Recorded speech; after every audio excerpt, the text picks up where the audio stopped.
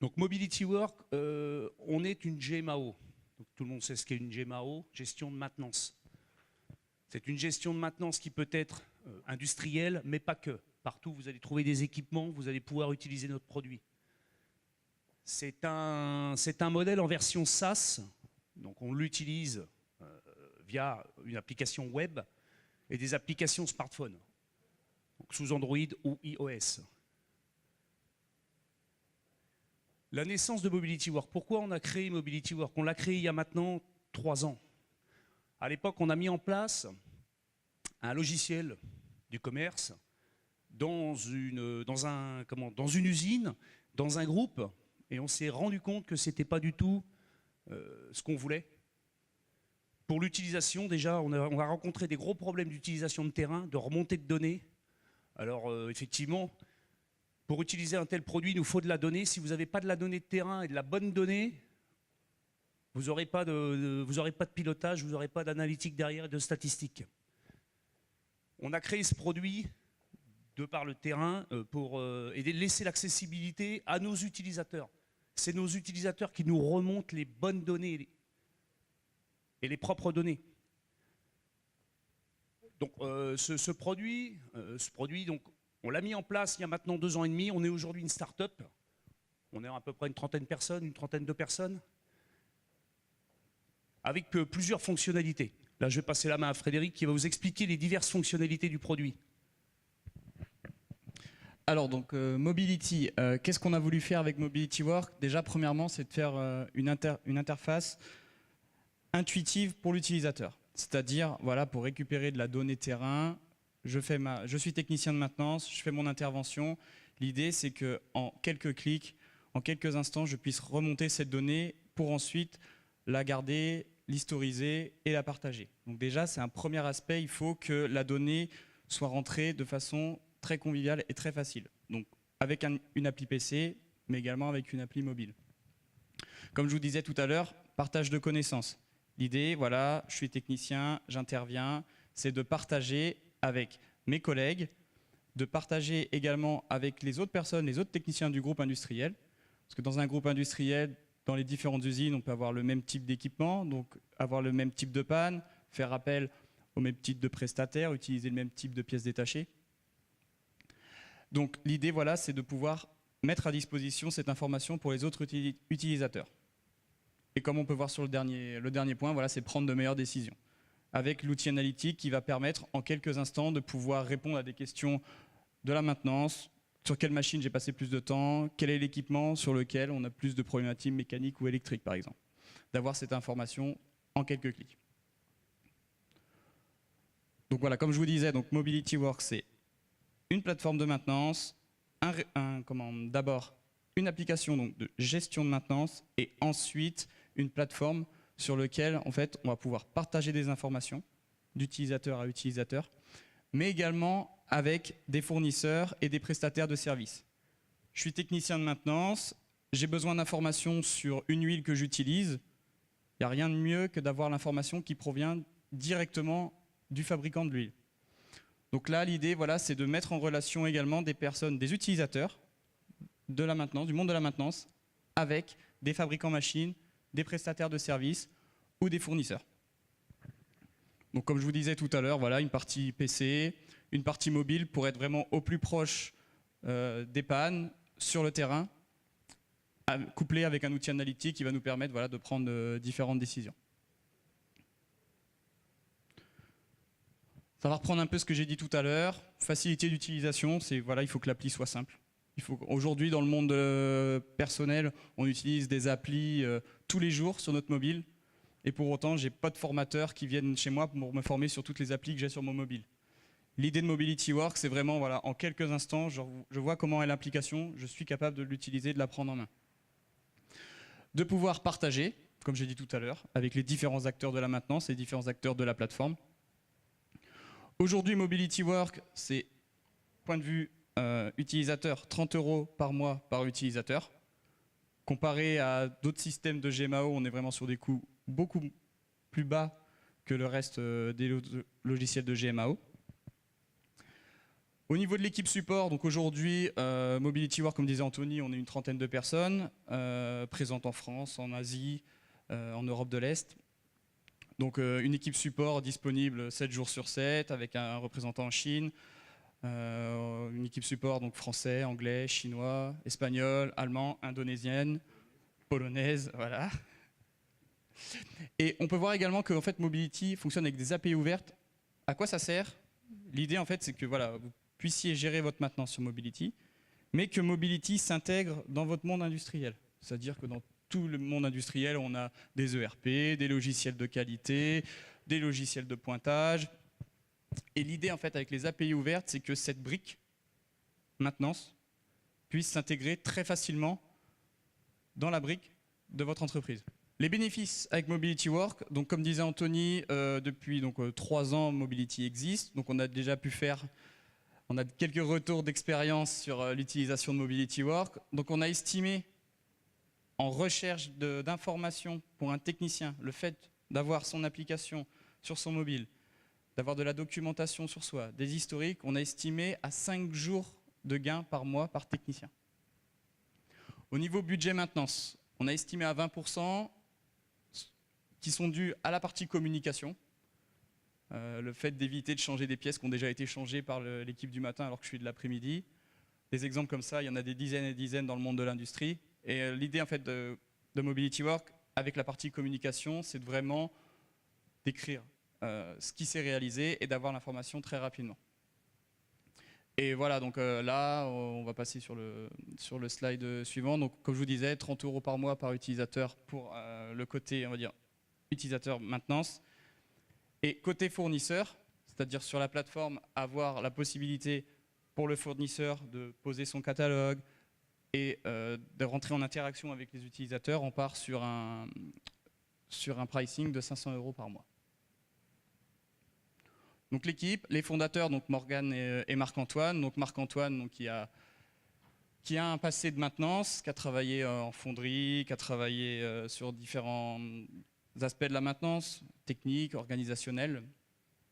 Donc qui est à l'initiative de Mobility Work, et Morgane qui elle est plutôt côté avocat, donc qui a travaillé pendant une dizaine d'années sur la partie juridique.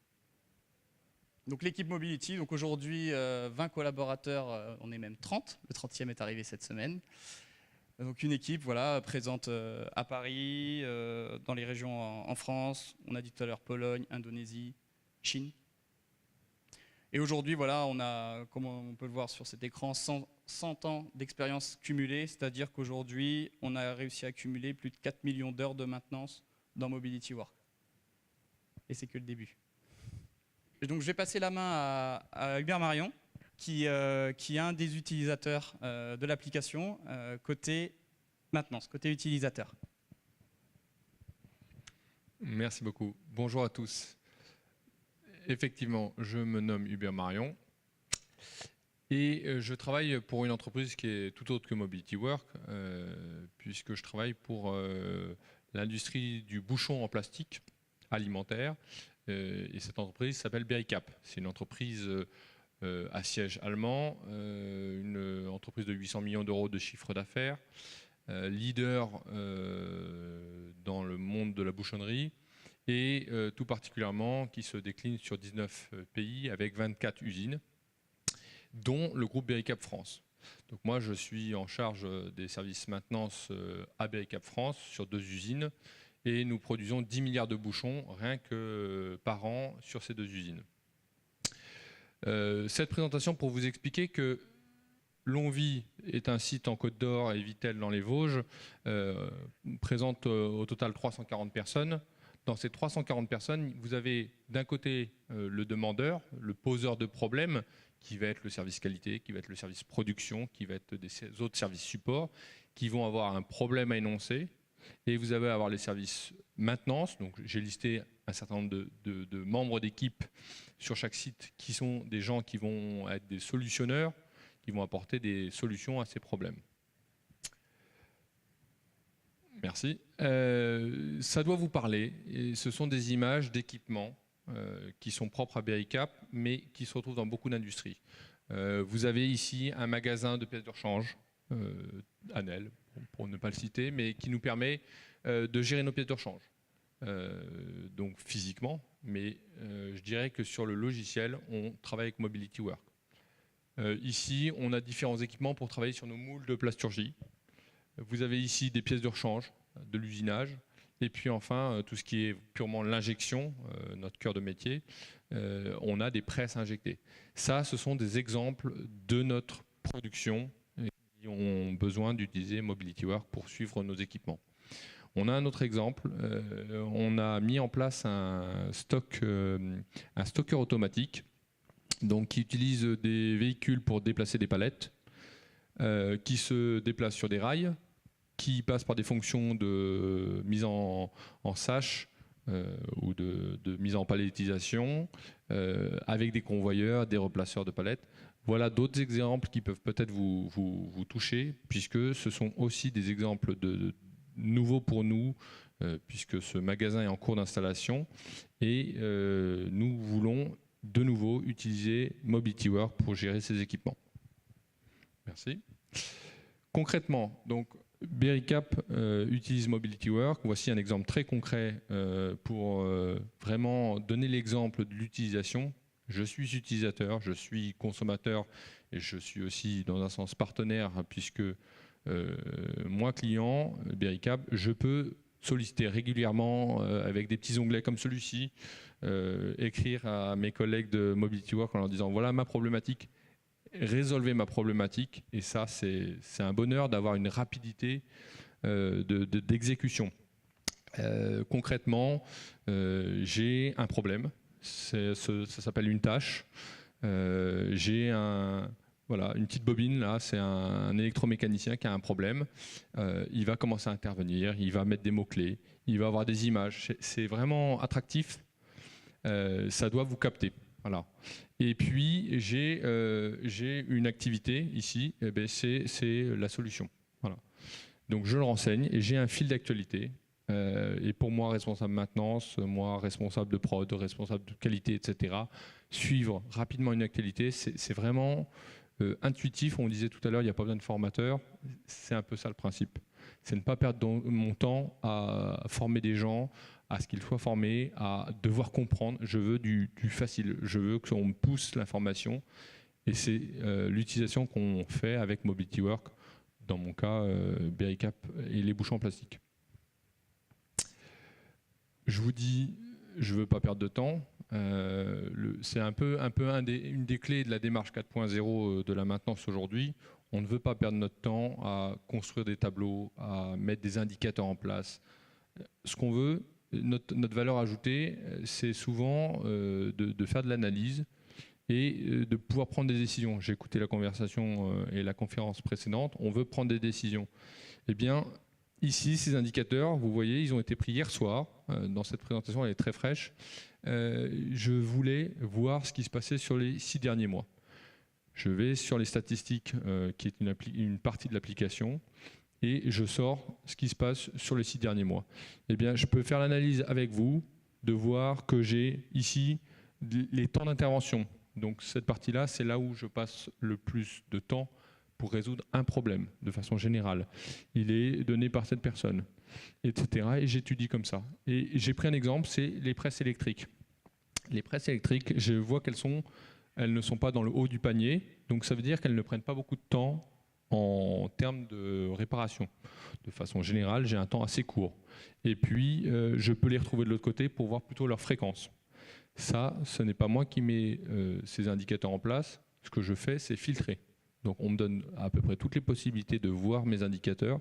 Je n'ai que filtré ce qui m'intéresse.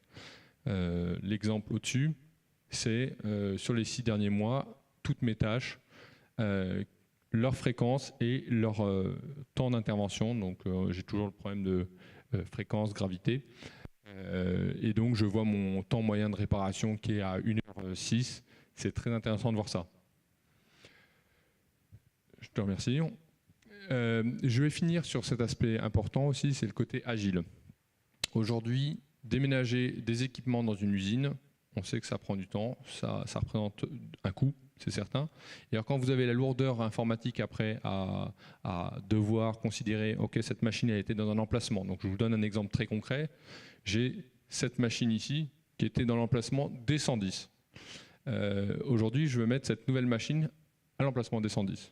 Dans beaucoup de systèmes, vous aurez cette complexité de dire, voilà, il y a une localisation, il y a une affectation, comment je fais l'historique des personnes qui ont renseigné dans l'ancienne machine de cet emplacement, de s'en souvenir.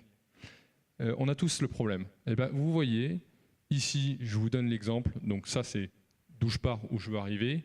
Mon exemple concret, j'ouvre mon équipement, je change la photo, je renomme le titre, soit de l'ancien équipement, soit je crée un nouvel équipement et je lui donne cette affectation, c'est ma façon de l'appeler, vous pouvez l'appeler B12 ou chaise bleue, ça c'est à vous de voir, et je renseigne des renseignements, et ça c'est assez rapide. Vous voyez, vous ouvrez l'équipement, vous faites modifier, un quart de seconde, alors j'exagère un quart de seconde, mais c'est vraiment rapide, c'est ça qui est intéressant. Et quand vous voulez faire adhérer des gens, notamment des électromécaniciens, il faut leur montrer que vous maîtrisez le sujet. Ben, voilà, c'est simple, c'est super rapide. Pour peu que sur mon équipement, je mette une étiquette de mon emplacement de D110, je reprends ma photo avec mon mobile, de mon mobile, je renvoie la photo sur l'équipement. Voilà, je peux changer 10 fois par jour d'emplacement d'équipement, potentiellement où je peux modifier les informations de cet équipement très rapidement. Et c'est ça ce que j'interprète d'une entreprise agile aujourd'hui, c'est ne pas se polluer, ne pas perdre de temps avec des choses qui n'ont pas de valeur ajoutée directe, puisqu'il y a des systèmes qui proposent en très peu de temps de faire évoluer votre parc sur l'aspect informatique. Voilà. Concentrons-nous plutôt à bouger les machines, ça physiquement ça prend du temps. C'était la fin de mon point. Je vous remercie.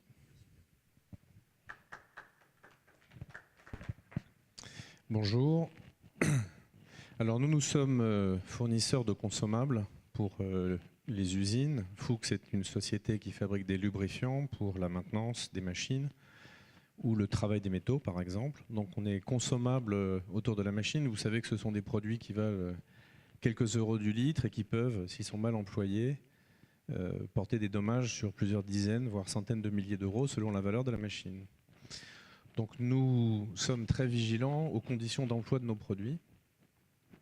En France, nous avons 45 personnes qui sont en permanence sur le terrain et qui accompagnent nos clients. Mais comme on a 6000 clients, on a décidé de mettre notre catalogue produits en ligne sur Mobility Work afin que les clients puissent, entre guillemets, se passer de nous, ou en tout cas gagner du temps quand ils ont besoin d'une information sur le produit. Et ils vont aller facilement la trouver sans avoir à appeler nos collaborateurs. Et ça leur permettra de gagner du temps. Surtout s'il y a un problème urgent à régler. Alors nous sommes fournisseurs de consommables chimiques. Il y a une notion différente de fournisseurs de courroies ou d'engrenages. C'est le côté hygiène, sécurité, environnement. Et nous souhaitons maîtriser la communication et la mise à jour des données autour de l'hygiène, sécurité et l'environnement. Et Mobility Work nous permet de le faire. Nous contrôlons la mise à jour de ces informations parce que le logiciel le permet, enfin le portail le permet. Nous intervenons très vite sur les catalogues et sur la mise à jour des données. Donc en fait, dès que nous intervenons, les utilisateurs qui sont utilisateurs de Mobility Work vont avoir une donnée fraîche et à jour. Et ça nous a semblé extrêmement important. Grâce à l'agilité et les capacités de développement de Mobility Work, ce sont des options qui voient le jour tous les mois, il y a des nouveautés et on trouve ça extrêmement intéressant. Alors, quel est l'avantage pour un opérateur? Eh bien, l'opérateur, il a un parc machine qu'il va décrire dans l'application et puis il a des consommables. Et il doit pouvoir lier à chaque équipement ses consommables. Alors, dans notre métier du lubrifiant, on appelle ça les plans de graissage. Plan de graissage, vous avez une machine, vous avez des lubrifiants qui vont sur des engrenages, sur des glissières, etc. Avec le turnover de personnel, comme le disait Hubert ou Anthony, eh bien il peut y avoir de la perte de savoir. À partir du moment où on utilise une GMAO qui est dynamique, on va retrouver l'information dans l'historique et un opérateur de nuit ou de jour va savoir exactement ce qui a été dit tout à l'heure, ce qui a été fait, quelle a été la vie du matériel. il y a un autre élément qui nous a semblé extrêmement intéressant, c'est que la plateforme est collaborative. Qu'est-ce que ça veut dire? C'est que quelqu'un qui, chez Berrycap par exemple, a une press angle et qui a des soucis sur cette press angle, une casse ou une maintenance à opérer et qu'il ne sait pas comment faire, il peut interroger la communauté. Il peut l'interroger de façon anonyme, c'est-à-dire qu'il va repérer d'autres personnes qui utilisent des press angles de la même nature et envoyer des messages en disant voilà, alors, je ne suis pas un spécialiste, mais j'ai un problème sur une vis ou une filière, etc. Comment as-tu réglé le problème? Si dans la communauté des utilisateurs Mobility Work en France ou à l'étranger, il y a quelqu'un qui rencontre le même problème et qui est disposé à répondre, il va pouvoir le faire. Donc en fait, c'est un auto-enrichissement, et ça nous a semblé extrêmement intéressant, par l'expérience. Ça, c'est, de mon point de vue, vous êtes unique dans ce sens-là. Ce n'est pas une GMAO qu'on achète, qu'on installe, c'est une GMAO que l'on fait vivre et on bénéficie de l'expérience de toute la communauté.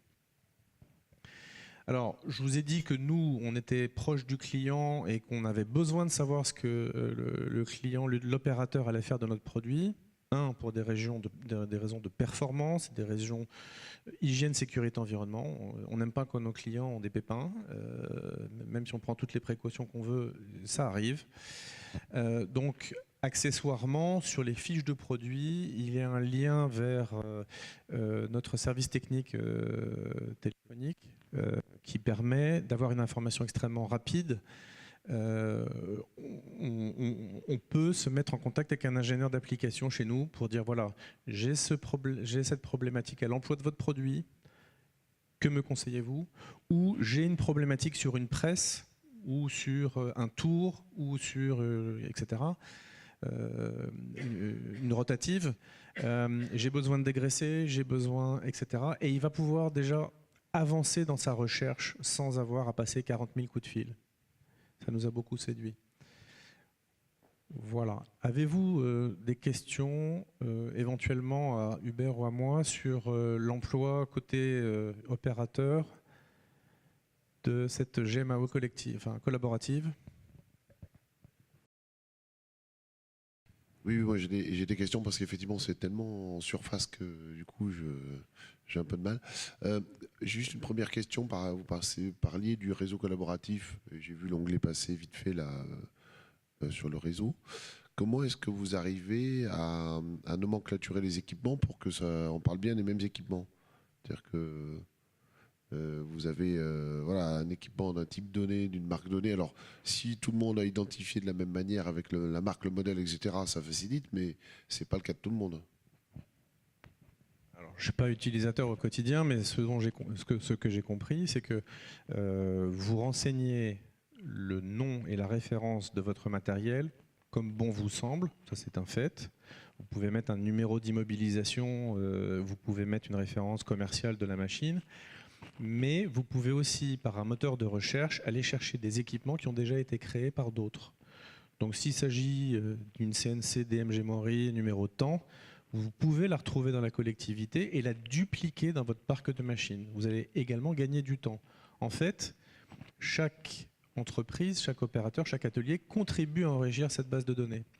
Et vous le voyez, si tu peux cliquer sur un produit, n'importe lequel, voilà. Ça, c'est donc un consommable de chez nous. Ici, vous pouvez dupliquer la fiche et vous voyez que les informations qui viennent dans votre fiche sont approuvées par le fabricant. Ce n'est pas un opérateur qui l'a utilisé. Ça a répondu à votre question? Est-ce qu'on récupère les plans préventifs associés? Alors aujourd'hui, non. Mais on va travailler au fait d'avoir des plans de graissage, par exemple, hein, si je prends cet exemple, ou de maintenance préformatés. Idéalement en récupérant les homologations constructeurs de machines qui eux-mêmes ont leur guide de maintenance et qui disent voilà, tel filtre, telle huile, etc. etc.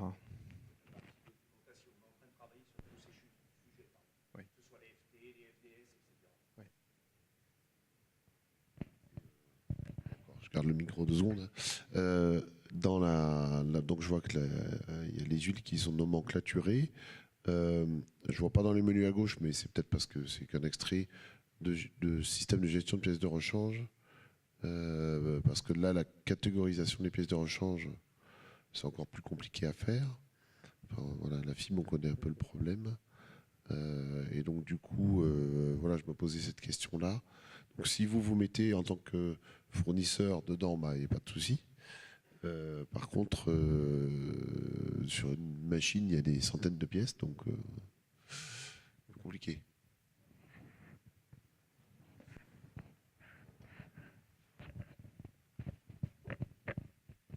Je vais m'adresser aux responsables de maintenance pour la partie maintenance même des presses. Comment vous intégrez la maintenance des presses dans cette plateforme collaborative en échange avec d'autres personnes, d'autres marques de machines et autres?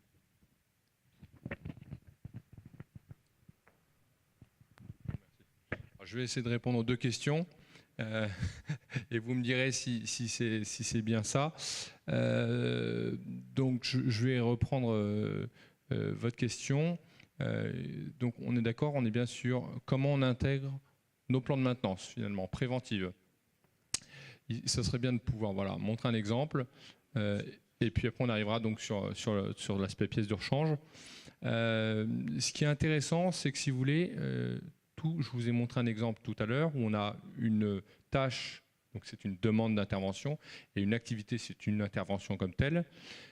Une tâche, elle est soit curative dans la maintenance, donc c'est une tâche qui est posée comme telle, soit elle est planifiée. On peut aussi créer une tâche dans le même aspect, on la planifie dans notre planning, on la planifie dans notre temps, mais ça reste une tâche. Vous avez le plan de préventif comme tel. Donc là, on met en place un plan, on lui donne une fréquence, on lui donne.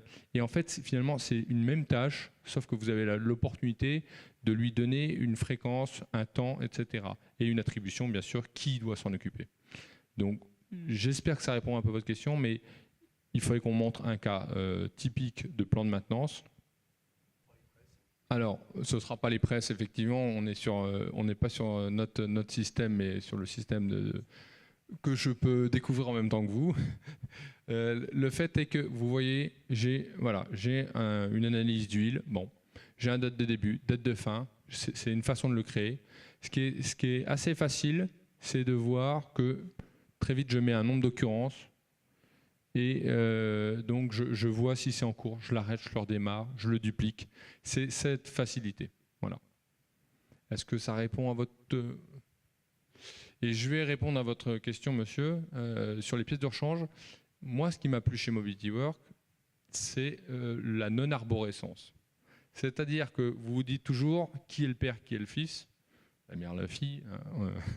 Mais ça marche bien quand moi, j'ai été responsable de maintenance dans différents domaines. Quand j'ai créé et mis en place, je disais à tous mes gars, mais attendez, c'est pas compliqué. La vis, vous le prenez à presse, vous descendez sur l'unité d'injection, vous descendez sur la partie injection et vous avez la vis dedans. C'est simple. Les gens me disent, mais la vis, on la trouve sur les patins qui sont sur le bâti, qui sont eux-mêmes sur une presse, mais qui n'est pas une presse hydraulique, qui est une presse électrique. Donc le chemin, il est compliqué parce qu'il est une contrainte de l'arborescence. Donc Mobility Work vous propose, comme n'importe quel moteur de recherche type Google, vous mettez plusieurs mots. Vous mettez vis, vous mettez unité d'injection et vous mettez presse électrique, pardon, ou emplacement, voilà. Et c'est le moteur de recherche qui lie ces trois termes, par exemple, pour vous amener à ça. Comment ça se concrétise? Concrètement, dans une pièce de rechange, on est sur une pièce de rechange, je vois moteur, je vois Siemens, donc j'ai une marque, j'ai un type, j'ai levage, grue, etc. J'ai pas mal d'éléments, et donc ça vous évite d'avoir cette arborescence. L'idée, c'est, je mets des éléments. Moi, tout à l'heure, je vous ai donné un exemple de D110. Le D, c'est parce que j'ai deux bâtiments. J'ai un bâtiment D et un bâtiment A. L'allée 1, c'est les 100. L'allée 2, c'est les 200. 1, 2, 3, 10. Mais je vous aurais dit chaise rouge, chaise bleue, etc. Vous faites de l'appellation comme vous l'entendez. Et l'intérêt, c'est de fonctionner avec un moteur de recherche et puis avec une arborescence. Donc, ça doit vous caractériser votre équipement. Et puis, on était sur un équipement. Voilà la feuille de vie, plutôt fiche d'identité de l'équipement.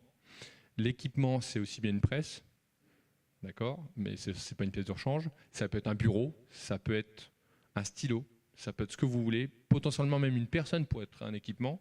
Et à partir du moment où vous lui dites un peu plus bas que cette pièce, cet équipement, on coche pièce de rechange, là il vous permet de lui apporter un coût, un emplacement dans un magasin, une quantité mini, maxi, etc. Et vous pouvez partir sur les fonctions à pro.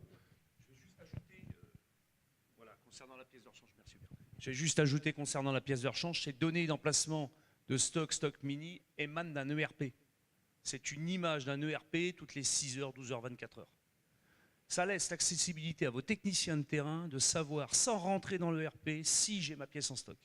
Donc potentiellement, est-ce que je peux intervenir sur mon équipement, remplacer mon équipement? Alors pour répondre à votre question, comment interagit-on avec la collectivité? Vous avez un nouvel équipement qui rentre dans votre parc machine. Vous allez dans le moteur de recherche de la collectivité. Vous allez taper les quelques mots-clés qui vous semblent pertinents, comme le disait Hubert. Vous allez trouver une liste de produits. Vous allez reconnaître le matériel sur photo. Donc c'est vraiment très intuitif. Et une fois que vous l'aurez trouvé, par exemple, on va cliquer dessus. Voilà, vous pouvez dupliquer l'équipement pour votre parc machine à vous.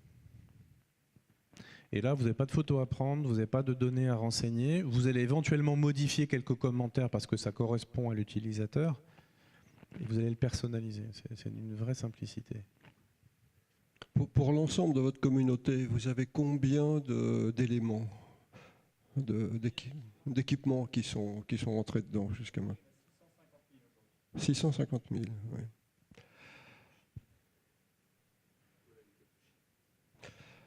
Parce que, bon, ça nous fait penser, à nous, à la FIM, à une plateforme qu'on a développée, qui s'appelle ICAT, basée sur une codification et une description unique qui s'appelle iClass, sur laquelle il y a déjà à peu près 1 million d'articles, et qui permet donc très justement à des communautés, avec une description unique et une codification unique, de communiquer sans avoir besoin d'une arborescence quelconque. Il y aurait peut-être un intérêt à voir s'il n'y a pas un mode commun à trouver.